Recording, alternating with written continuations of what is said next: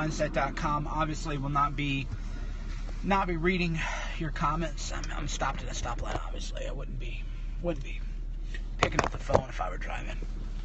Anyway, a common argument that resurfaces a lot is, they're gonna call you a Nazi anyway. And apparently the implication of this is, hey, if they're gonna call you a Nazi anyway, then why do you care if people throw up Nazi salutes, yada yada. Well, there's a multifaceted answer, and this surfaced during the Deplorable, which I co-organized with Jeff Giese. And we it was a gathering, the biggest part of the inauguration, and we said it's a hard rule, because there was a debate at the time, which in hindsight seems kind of like a really dumb debate. And in hindsight, I was way more tolerant of morons and fools than I should have been. So if I have any regret over the past 12 to 18 months, is I had too much play in the joints with just dealing with straight up morons, just straight up idiots. Where, like, wait, you want to throw up Nazi salutes? Why are we having this conversation? Why am I even trying to indulge that kind of nonsense? So if anything, I was too nice just to try to keep people.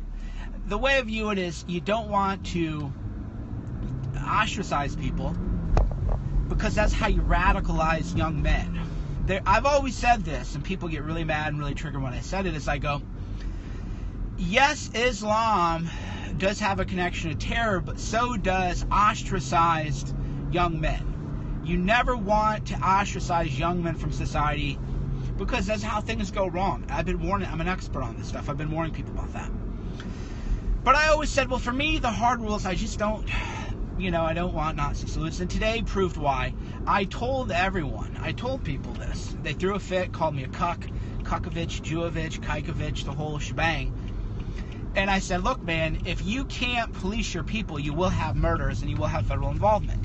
So I said, and also to my sources at the very top, it told me, you better keep your distance from these people because they are infiltrated. So there were police involved today.